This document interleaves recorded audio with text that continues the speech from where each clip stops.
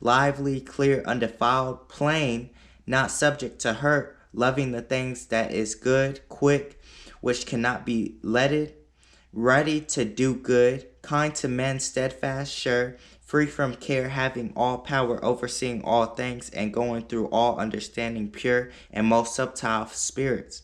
For wisdom is more moving than any motion. She passive and goeth through all things by reason of her pureness. For she is the breath of the power of the Most High, and a pure influence flowing from the glory of the Almighty. Therefore can no defiled thing fall into her.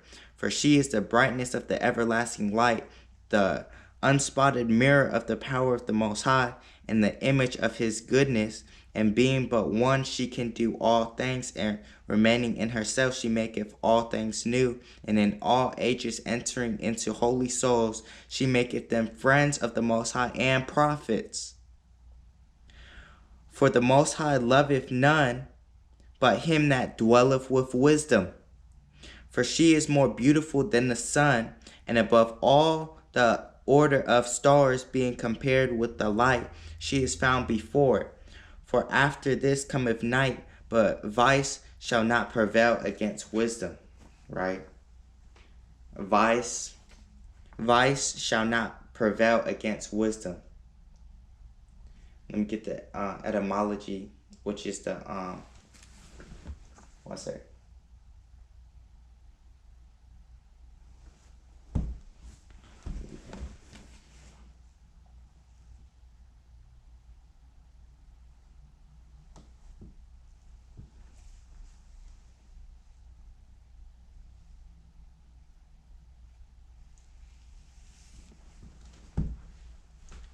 This is etymology is the study of the origin of words and the way in which their meanings have changed throughout history.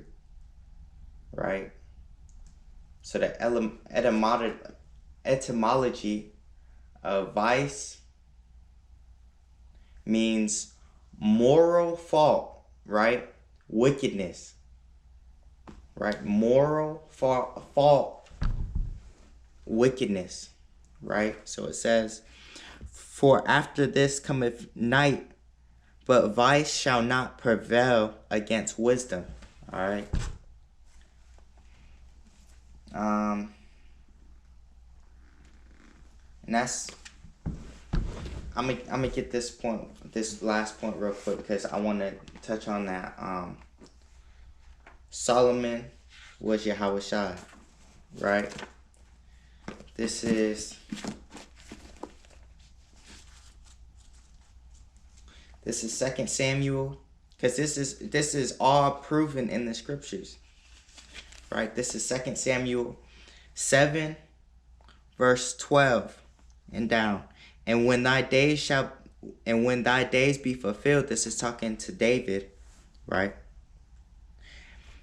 This is Nathan speaking to David, right? A prophet speaking to David.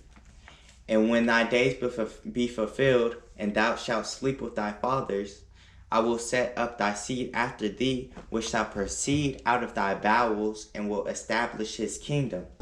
He shall build a house for my name, and I will establish the throne of his kingdom forever. And I will be his father, and he shall be my son. All right, let me stop right there. Let me go to because this is talked about in the New Testament. We go from it's the whole roll, right? So this is Hebrews 1 and 5. For unto which of the angels said he at any time, thou art my son, this day have I begotten thee. And again, I will be to him a father, and he shall be to me a son. That's going back to that 2 Samuel. Hebrews 1 and 5 is going back to that 2 Samuel 7 and 14.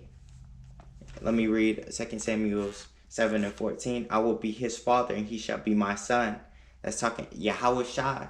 That's Solomon was a king, but now when he comes back in the reincarnation, that's him being established as the son of the Most High.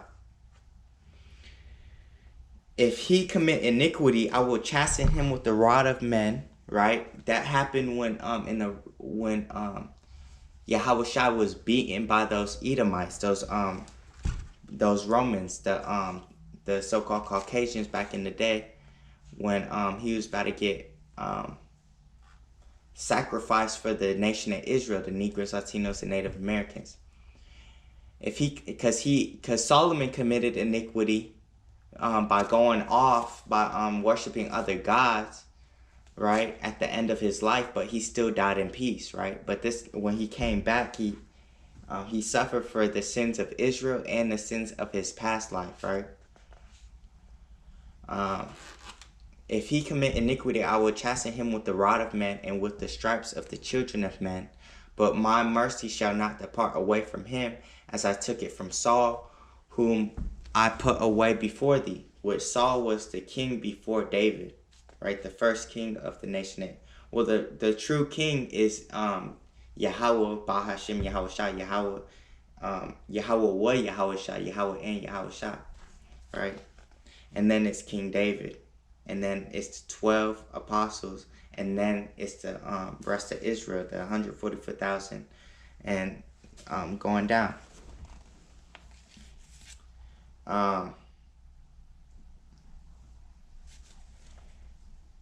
And thine house and thy kingdom shall be established forever before thee. And that hasn't happened yet. That's going to happen in the kingdom of heaven, because we're not going to, the Israelites, only Israel are not going to die anymore, right? Thy throne shall be established forever, right? So that's going to happen when Yahawashi comes back. According to all these words and according to all this vision, so did Nathan speak unto David, right? So that's just proving that Solomon,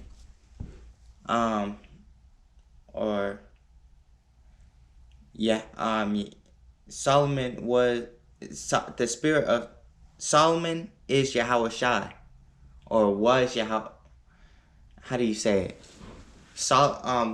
Yahawashi was Solomon in his past life, as along with Adam. If I can get that real quick.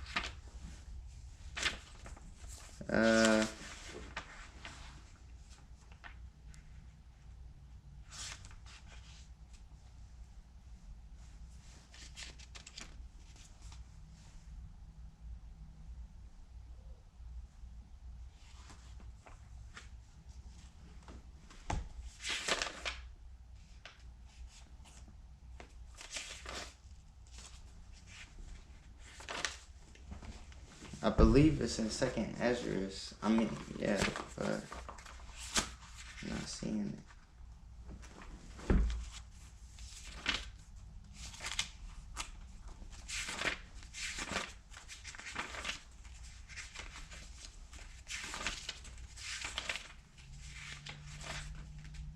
But I'm just gonna end it there. I couldn't find that one. I'll shout about because I reveal it to me.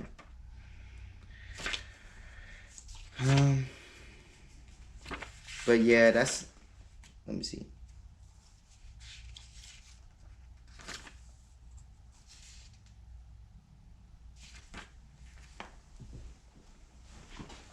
See, I find it real quick and close this out.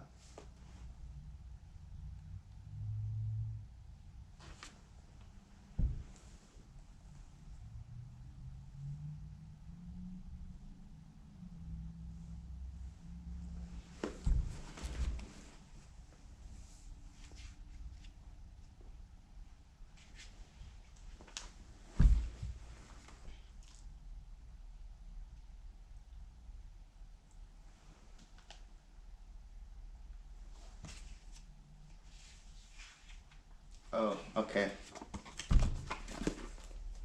It's actually 1 Corinthians.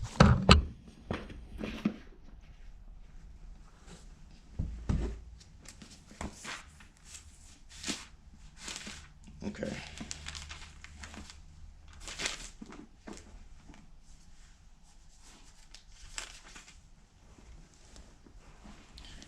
Okay, this is really talking about how Yahawashi was the how Yahawashi was Adam, which is a good thing to prove. It says 1 Corinthians 15 and 45. And so it is written, the first man Adam was made a living soul. The last Adam was made a quickening spirit. Right? Because quickening spirit, because Yahawashi didn't sin. So that's why he was raised up from the grave, right? But he was the first Adam, the first man Adam, right? That's why it says the last Adam, because it's the same person, right? Just coming back in the reincarnation. So I want to give all praise, honor, and glory to Yahawah, Bahashim, Yahawashi, double honors to the apostles and elders of Greatmillstone, and Shalom to the elect of the nation of Israel. Shalom, which is peace.